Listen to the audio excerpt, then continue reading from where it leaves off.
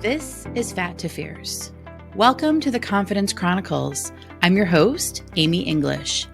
Join me on this empowering adventure towards a healthier relationship with food, body, and self, one delicious bite at a time.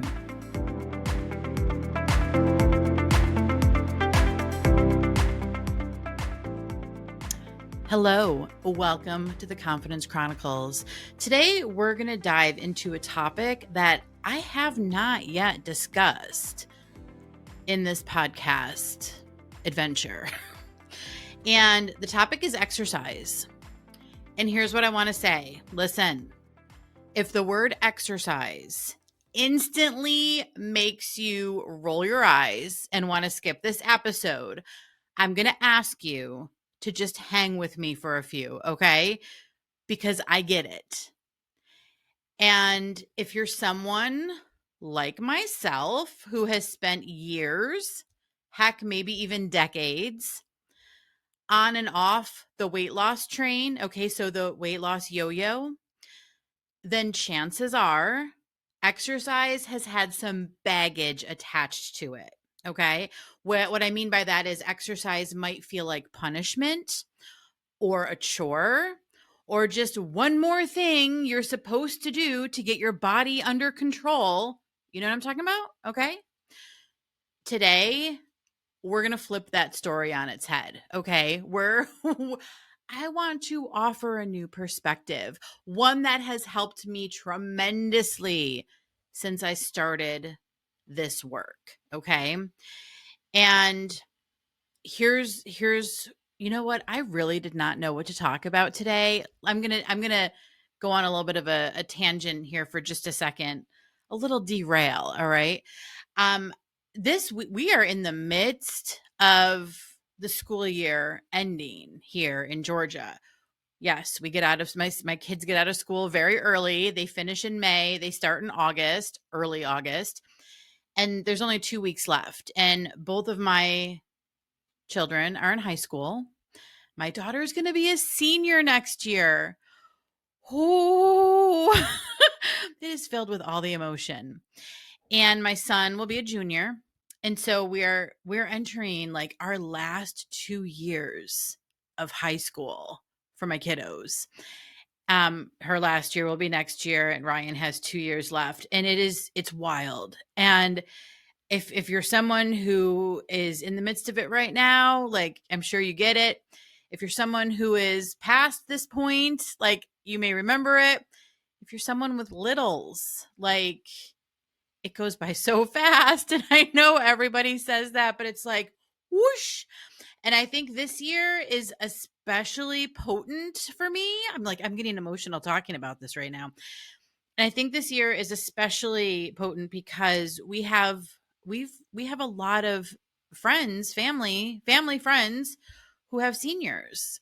And so we're kind of getting to experience it a little bit through them. And then next year and the year after that will be our years of navigating the senior year. It's just wild. It's wild and it's emotional.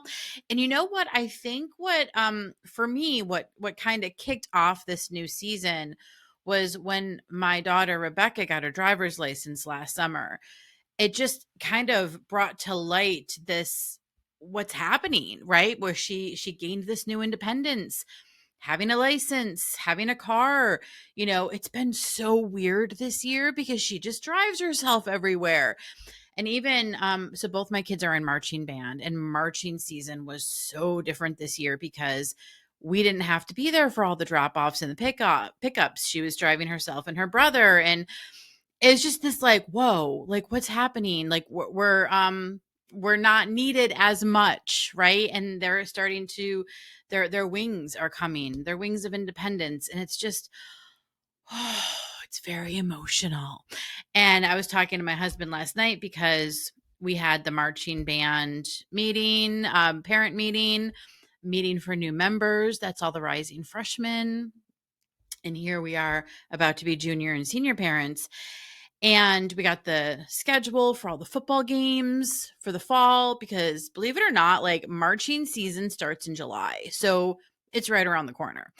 And football season for us starts in August when school starts. So it's here, okay? we're about to close out the school year and start a new year. And as I was looking at the calendar, I realized, there's a senior night during one of the football games, and just it hitting me that we're going to be on the field with our senior, celebrating our senior, and I'm like, oh, I'm just kind of like melting. I'm just like emotionally melting. So anyway, all that to say, I had a really hard time coming up with a topic for today's episode, or for this week's episode. And so I was thinking about it, and the reason exercise is coming up, well, several reasons, but the main reason this kind of entered my brain today is because one of the things I did this morning, like one of the things I did to kind of help me um pull myself together, so to speak, is hop on the bike and do a 30-minute cycling activity, right? A cycling exercise. Um, that like it's exercise has changed so much from what it used to be, the way I used to think about it, the way I used to feel about it. And now it's just become a normal part of my life, something that I do almost every day.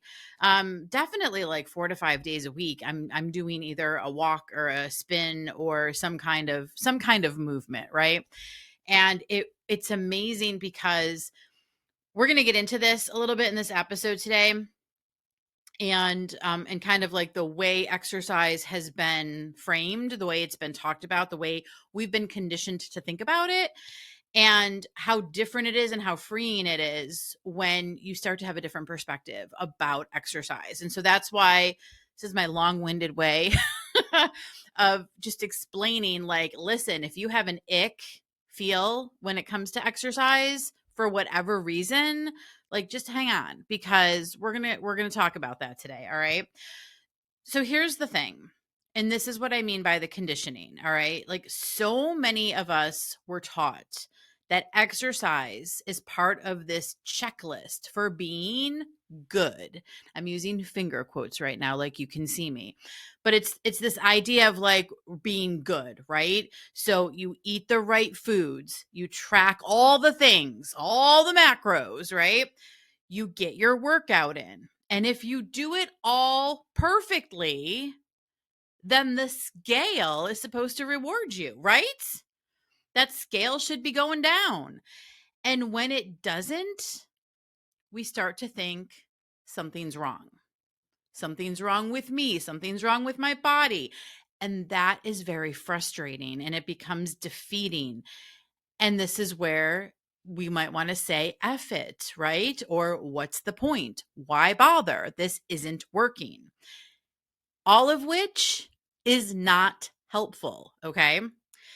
And this is where I want to talk a little bit more about the old agreement, okay? And I just want you to kind of sit with this idea and just see how it rings true for you, okay? We have been in a transactional relationship with exercise. Our society as a whole has been in a transactional relationship with exercise. Think about it, okay? If I work out, I'll lose weight. If I skip my workout, then I failed, right? I didn't get to check that box. If I burn enough calories, then I'm allowed to eat that thing that I really want.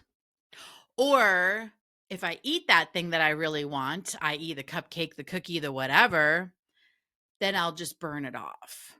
Okay. Exercise kind of becomes this constant math equation. Okay. And what happens in that transactional relationship with exercise is that it's not about how it feels. It's about what it's supposed to do for you, what it's supposed to earn you. Okay. And the thing is, our bodies are not vending machines. You're not going to punch in 30 minutes of cardio and get the exact body you want in 30 days, no matter who's saying it. Okay. Oh my gosh. Like, enough already. That's not how our bodies or life works. And I get so frustrated with all of those ads that are out there. Even let me just you know what? Let me just talk about this for a second because it does annoy me. I will sometimes pull out my old DVDs from when I used to be a Beachbody coach. Because yes, I used to be a Beachbody coach. And some of those workouts are fun now, all right? And there's one in particular, and yes, I'm pulling out the DVDs. I'm so old school, okay? But I'll when it starts and the instructor is talking about, give me 30 days, I'll give you the body of your dreams. And I just kind of laugh at it because I'm like, really? Like, what kind of insane promises are we making people? All right. Because this is just not how this works for the majority. Okay. Maybe there's that small percentage of people it really works for, that if you do this everything perfectly for 30 days, you're going to get there. I personally don't know anybody who fits into that category. If that's you, fantastic. Like, I mean, celebrating you, seriously, that's amazing. Thing is, that doesn't work for most of us, and it just feels like a lot of false advertising, and it's really given exercise a bad rap, in my opinion. Okay, because I know for me personally, there was a time when I just dreaded exercise and I hated exercise. And it was just like I said earlier, just another check mark, another thing I have to do to be good, another thing I have to do to get to my goal. Okay.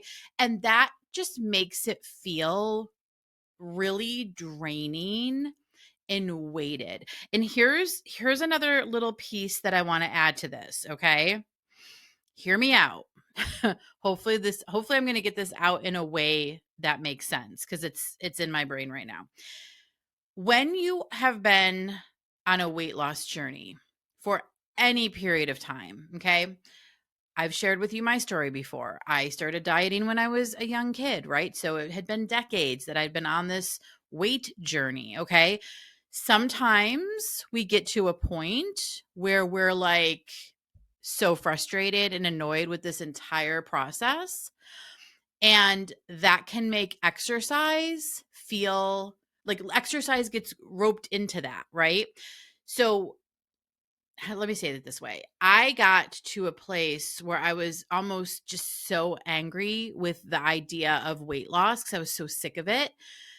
Just like, and like have to do this again, have to do that again, and just kind of resistant to it in a way.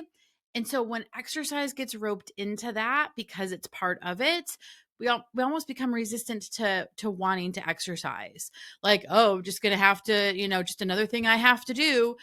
And it just becomes this weighted, heavy, annoying thing that needs to be done. So we just pretty much are like, yep, nope, not gonna do it. Not gonna do it. And that's only hurting us, right? And so when we can separate exercise, kind of like pluck it out of this weight loss idea of this, like have it kind of stand on its own, it's going to change the way that we look at it. Okay. Hang with me. So let me ask you this. What would it feel like to move your body? Okay. I'm not even going to say exercise right now. I'm just going to say, what would it feel like to move your body just because you want to? Not to burn anything off, okay? Not to change anything, not to change anything about your body, but just to celebrate the fact that your body can move, that your body was designed to move. And that's the only reason for moving. Just try that on for a minute and notice how that feels. Again, we want to separate this from it having to be anything transactional, okay? So you're no longer walking just to get the steps in. You're no longer walking just to get the calories burned, okay? You're walking because it feels amazing and you enjoy it. And it feels good when you do that, while you're doing it and when you're finished. Your body just feels fantastic. And I'm just using walking as an experience because that's one that I like. Everybody, you get to find what movement works for you, right? But it's this idea of moving just because it feels good. And just because you're celebrating your body that is able to move, period. It really changes the outlook. And when I say movement too, like, I mean, we often think of like the traditional types of movement, right? Movement or exercise, walking, cycling, doing a DVD or whatever kind of workout online, right? Going to a gym. Okay. But there is so much more to pick from. We bought kayaks during COVID. And so we love to go kayaking. Like, we didn't go last summer, and I'm a little bummed about that, but that's okay because I'm going to make it a priority this summer. But it is so much fun. We live on a lake, so it's really easy for us to access, and go kayaking. And it is just so much fun. I mean, it's effort for sure, but it is relaxing, it's fun. We like to go in the morning when it's quiet before the beaches get busy. Like, it's just such a beautiful experience. But movement could also be dancing in your kitchen, okay? Doing some dance moves, putting on some music you like and just doing a little bit of a dance, right? It could be, here's one of the things that I've often shared with clients over the years, especially when we're introducing this idea of exercise, of movement as something that's not transactional, okay? Of just moving because it feels good. I'm like, why don't you just start out with a 5-minute walk? Like, leave your house, walk for 5 minutes or walk for 2.5 minutes, and then turn around and walk 2.5 minutes back. It's a 5-minute walk, done. Just to see how it feels. Okay. It could be stretching in bed, doing different stretches and some deep breathing that feel good. Maybe it's some yoga. I mean, yoga's great. I think I know a lot of people like yoga. It's nothing that I've ever been drawn to. Like, when I've done it a few times, I've enjoyed it, but it's not something that really speaks to me. So that's not something that I participate in regularly. But I will tell you, I love Pilates. And I have some old school Pilates DVDs that I do at home, like with the circle and stuff like that. And I'll mix that in with a cycle, especially for stretching, because I've also found that the older I get, the more important it is to stretch. And I've always been one to like, I'll stretch later, and then I never do. And I'm learning that no, it's really important to stretch right away. So make sure, you get some stretching. And so I have found that incorporating Pilates, a few Pilates movements with my cycling or with my walking has really been a benefit to my body. So that's nice too. My point in all of this, okay, that I'm rambling about is that it doesn't have to be hardcore. It doesn't even have to be structured, okay? It certainly doesn't have to be social media worthy, okay? We're not having to like post pictures of ourselves unless you want to. It can just be yours. It can be something you create. You know what I do sometimes when I am waiting for my coffee to brew in the morning? I'll do countertop push-ups, right? Where I just kind of put my hands on the countertop and do some push-ups. Like, I'm doing this right now, like you can see me. That feels good. Okay. I'm not doing it because I think, oh, I got to tone these arms, or, oh, like I got to burn some more calories. No, I'm doing it because I'm standing there waiting, and I know that this feels really good when I do it. So I just do it. I'll do some leg stretches as I'm filling my water and stuff like that. And my family laughs at me, but, but I do it because it feels good, and it just feels good to get my body moving. I often think of the Tin Man from The Wizard of Oz when I think about movement, because if you remember that movie, okay, that story, the Tin Man, he was like basically rusted, right? And he was stuck, and he couldn't get himself moving until they started to put the oil on him, right? And that's kind of what got him lubricated enough so that he could kind of move around. That's what I think of with movement now, right? So it's like when I don't do movement, I start to feel like that Tin Man rusted in the forest. Okay. So just doing some sort of movement, even if it's a couple squats, like not a big deal. Like, it's just enough to kind of keep things moving and grooving, if you know what I mean. All right. So yeah, you get to decide what this looks like. I think here's the other piece, and this is just coming up for me right now. I think that because exercise has been roped in with weight loss, okay, and we all know weight loss is a multi-billion dollar marketing machine, okay? We're well aware of that. And because weight loss has been roped into that, there have been a lot of people out there, designing different exercise programs and having it look a very certain structured way. And if that is something you love, then fantastic. I mean, it's a great thing for a lot of people, and I think that's wonderful. But it doesn't mean that yours has to look that way. I think sometimes we see all of that and we think, well, we have to do it the way this one is saying, or we have to do it the way that this one's doing it, or it's not going to work if we don't follow this person or this influencer or this exercise guru. And I just want to squash that myth because that's not true. You get to decide however you want this to look for you when the ultimate goal is feeling your best, is feeling good. So it's like instead of the ultimate goal being lose X number of pounds or reduce X number of inches. Okay. Again, listen, I'm not saying that those are bad goals. All we're talking about here is changing the way we look at exercise. Okay.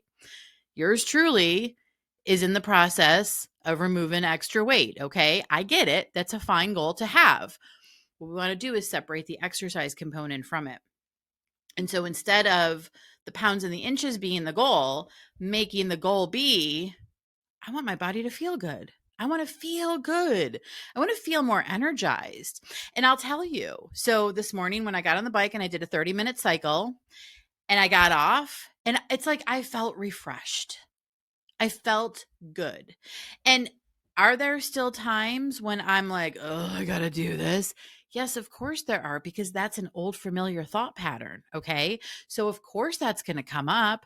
I just know that I don't have to listen to it. Okay. And I can say to myself, all right, Amy, I recognize that we don't want to do this right now. That's okay. How are we going to feel after? How are we going to feel after we do it? How are we going to feel if we don't do it? And which way do I want to feel today? Do I want to feel better because I know I'm going to feel better, or not? And then I make a choice. Okay. And here's the other thing when it comes to rules around exercise. And I think this is really important too. Sometimes now I'm fortunate because I work from home. So my schedule is pretty flexible and I can squeeze it in the morning or in the evening if I have a busy morning, what have you. I know every person has a different schedule, right? Some people go into work and have long hours and things like that. So again, what works for one person, what works for me isn't necessarily going to work for you, and vice versa, right? So it's really important to not look at what this person's doing or that person's doing and thinking, well, you're a failure because you can't do it that way. No, no, no, no, no, no. Based on your schedule and your life and your responsibilities, like what would work for you? Maybe it's 2 days. Maybe it's one day of getting in some movement. Or maybe it's just sprinkling in little things that you can do in between your meetings or in between your shift. Okay. Finding a way that works for you, just because it doesn't look like what someone else does, doesn't mean it's not beneficial. No, this is part of taking your power back from the idea of exercise, all right? We talk a lot about taking your power back from food, but taking your power back from movement is really, in a nutshell, means you deciding on a routine, on a schedule, on a structure that works for you. And it doesn't have to be super structured. When I say structure, I mean it could let me not over explain myself. Hopefully you get my point. All right. So your relationship with exercise doesn't need to look like anybody else's. Okay. You get to decide what it means. You get to define what counts for you. All right. That's it. And here's the thing, if it brings you peace, joy, a feeling of strength, or it helps you feel more grounded, it counts. All right. The idea here is about feeling better. It is about reclaiming movement, reclaiming your body, and reclaiming the right to move, not because you have to, but because you want to. It's going to change the game. It's going to change the way that you look at exercise. Okay. And I'll share a quick story before we wrap up today. So, back in the day, this would have been, gosh, I guess 2015-ish, when I first started to explore this alternate way of looking at exercise. Because prior to that, I was what you would consider a bit of a gym rat. Okay. I would do really intense workouts. I belonged to a gym. We were living in Buffalo at the time. I belonged to a gym that was like one of those high intensity workout joints. And it was great. I had a lot of fun, right? But I was solely there to lose weight. Okay. That was my main goal. My main objective was doing these really hard workouts to burn the calories so that I could lose weight. All right. And I would sometimes go twice a day. Like it was a little intense. I was a little bit obsessed. And actually, no, this was before breast cancer. Oh my gosh, this was before breast cancer, because once I was diagnosed with breast cancer, I obviously had to stop those workouts for a period of time while I was healing. And then it was when I discovered life coaching and started kind of doing more of this exploratory work on my body, that I started experimenting with other types of movement. And I will never forget this one day. And it was winter because there was still snow on the ground up in Buffalo. And I'd gone for a walk in our neighborhood where we were living at the time. And it was a winter walk. And I remember my brain saying, I remember thinking, "Ugh, a walk? Like, this is so lame. This is so lame. I'm not going to burn enough calories doing this. This isn't enough. This isn't enough of a workout," right? Because I was used to doing so much more. And I remember having those thoughts and then saying to myself, hold on, let's just go for a walk and see what it feels like, right? Because I was in the midst of learning a new way. And I went for the walk without any judgment. I was able to kind of say, okay, reserve your chatter, Amy, reserve your judgment for when we're done. And I went on this winter walk and I cried. I'm getting emotional even thinking about this. I did not plan to bring this little story up today. It just popped up in my brain as I was sharing some of the other stuff. But I remember crying on that walk because it was so beautiful. It felt so good. And I can remember exactly where I was standing on that street. When I had the thought, this feels amazing.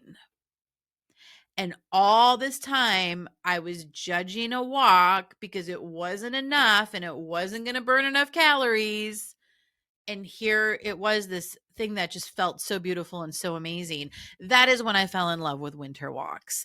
And it's one of the reasons why I love the fact that we do have a winter here in North Georgia. I mean, granted, it's not, as extreme as a Buffalo winter with snow and everything, but it does get pretty cold down here. And sometimes it does snow. And I really just love a winter walk. And it's from that particular day that I just fell in love with that. So anyway, short little story there to kind of show you.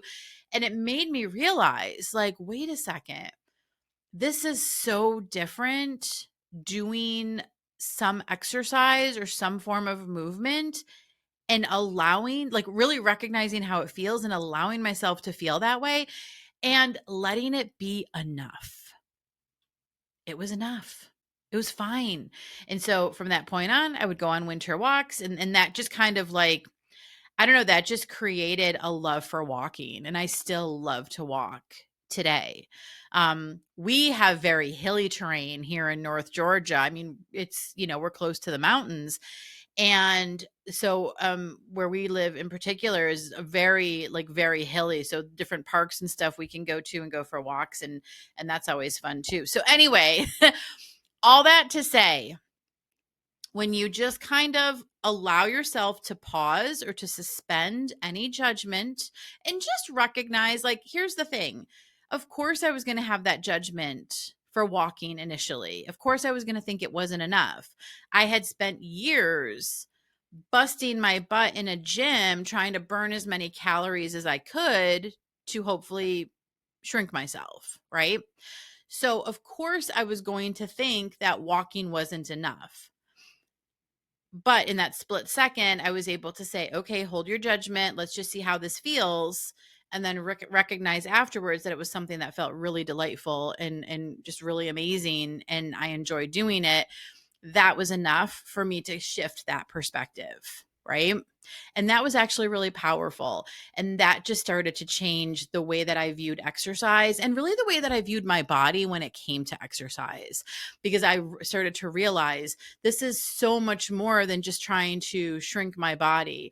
This is what's more important, is just really like helping my body feel amazing and feeling energized and feeling more empowered. Okay. So that's what we want to do with this when it comes to exercise. And this is a big part of the Fat to Fierce world, right? Because again, it's all about taking your power back.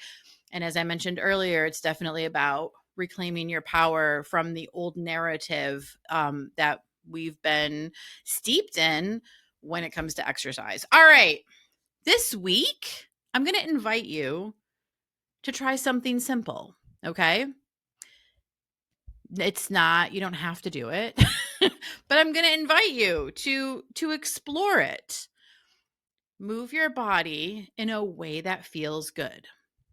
That's it. No expectations, no weight loss goals. Just tune in and ask yourself this question. What kind of movement feels like freedom right now? Or what kind of movement feels like love? What kind of movement feels delightful? What kind of movement would feel good right now? Notice what comes up and let yourself have that moment. Let yourself have that movement. And just note how you feel afterwards. And this is where you can, if you want, you can experiment with different types of movement that that some of the things I talked about earlier, right? Whether it's going for a walk or doing some yoga or doing a cycle or just doing 10 squats in the kitchen while you're waiting for your coffee to brew, okay? Dancing to a favorite song, right? When you're in between, I was going to say when you're in between sessions, if you're a coach or something, but like when you're in between meetings, or heck, even if you're at a shift at the hospital, I don't know, for those of you in the medical field and you just want to do some squats as you're waiting in the break room for something, like whatever, right? Just think, like, notice what comes up for you. Think of something that feels good and just allow yourself to do it. And then notice how it feels. And if it feels good and you want to keep doing it, where could you sprinkle it in throughout your day, throughout your week, throughout your month? Okay. All right. That's all I got for today. And thank you for hanging with me if you got through the entire episode. And if this hit home for you, share it with someone. Share it with someone who's ready to break up with the toxic exercise culture too. All right. And if you have any questions or you want to talk about coaching, head to my website, amyenglishcc.com. You can book a connection call there. I hope you have a great week.